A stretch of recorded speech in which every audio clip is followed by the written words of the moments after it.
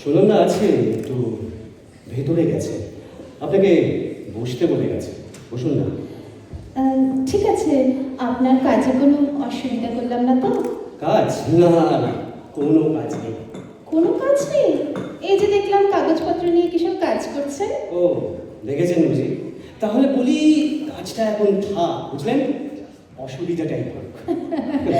কাজ না করলে যে পেট ভরে না। মন তো ভরে। আপনার মন বুঝি অসুবিধাতেই ভরে? না, আমার মন কাজেই ভরে, বুঝলেন, কিন্তু কাজটা সেরকম হওয়া চাই। কিরকম কাজ? এই আপনার সঙ্গে গল্প করছি, এরকম কাজ। তাই নাকি? সে তো আমি রোজই আসতে পারি আপনার সাথে গল্প করতে। পারেন, কিন্তু আসেন না। আচ্ছা, এবার থেকে আসবো, কিন্তু আমার একটা শর্ত আছে। কি সত্য? আমাকে আপনি বলতে পারবেন না, আমাকে তুমি বলতে হবে।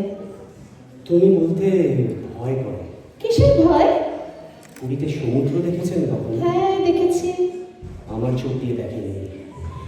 দেখলে বুঝলেন কেন তুমি বলতে ভয় করে। আপনি কি দেখেছেন? নীল অবগুণ্ঠনে ছুটে আসে যে ঢেউ, তাতে অপরিচয়ের রহস্য। আর তীরে এসে পায়ের কাছে ভেঙে পড়ে যে, তাতে দীপ্তি আছে, সান্নিধ্য আছে। সে তুমি।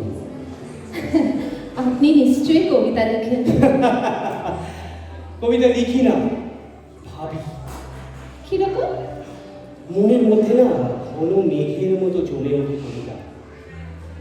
যদি আঘাত পায়, ঘন বর্ষার ধারার মতো নেমে আসে। কিরকম আঘাত? আপনাকে তুমি বলতে পারার মতো আঘাত। তবে তাই বলুন, আপনার কাব্যধারার একটু ভাগ আমাদের দিন। দেব, একদিন ঠিক দেব সাগরিকা, কোনো এক সন্ধ্যায়। আমাকে আমাকে যেতে হবে।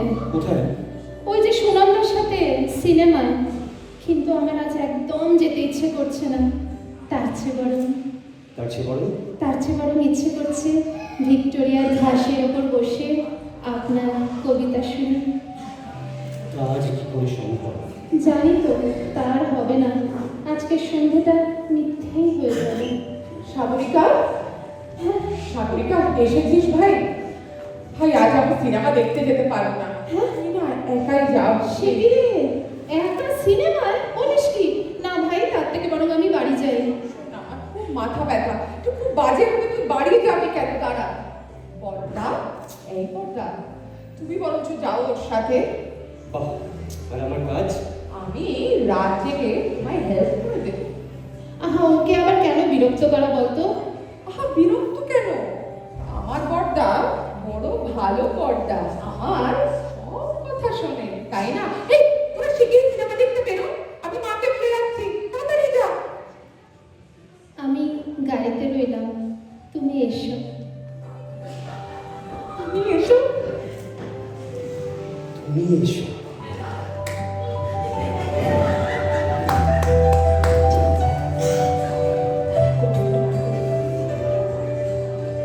বড়দা,